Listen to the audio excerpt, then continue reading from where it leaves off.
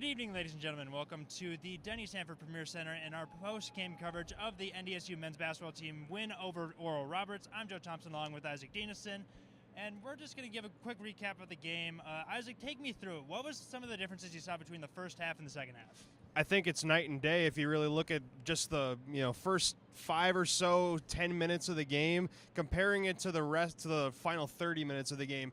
Night and day difference defensively for NDSU. It was a really slow start defensively. Oral Roberts started making their first 10 shots of the game, and it was just it was a situation where Richmond had to step in. He had to call a timeout and get his guys settled down. And fortunately for the Bison, they were able to get on a little roll, and they were able to shoot 60% from the field for the rest of the game. And Oral Roberts only shot 20% in the second half from the field. Big difference as the Bison were able to get a double-digit win. We saw one of the key contributors, like Vinny Shahid, had a very slow game, didn't play up to his usual standard as he had been towards the end of the regular season for the Bison. But there are a lot of people coming off the bench who made a really big impact, Cam Hunter in particular.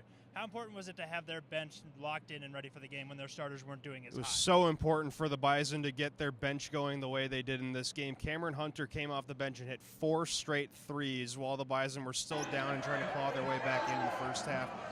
Huge for them as they went about their way in the first half. And Jordan Horn as well, transfer out of Siena College. He came in off the bench and made a couple threes as well. So it's kind of flickering here. Hopefully we don't get cut off as we record this. But anyway, the Bison still that second unit. Tyree Eady with some big minutes down low for the Bison as well.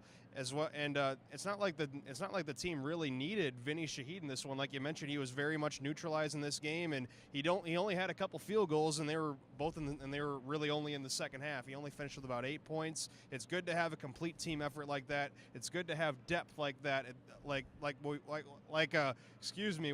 what we were shown at this time of year, especially considering you need to win games on multiple days to get to the championship round and into the NCAA tournament if they can pull it off. Looking into the next game tomorrow at the same time, 6 o'clock, against the 8th seeded Western Illinois, coming off the upset against number 1 seed South Dakota State. How important is it for the Bison not to overlook the Leathernecks? Well, you could almost think that maybe you could theorize at least that maybe they were looking a little far ahead. They knew that what was going to be at stake for them if they won this game, and ultimately they did. It's going to be definitely hard not to. They came into yesterday's game against South Dakota State with only 9 wins on the season and 7 against even Division I competition. Mm-hmm. So certainly, and also the Bison did beat the Leathernecks twice during the regular season. And, sometimes, you get into these situations where you play a team enough and the other team's just going to get your tendencies down, what you want to do on offense and defense, and they adapt to that.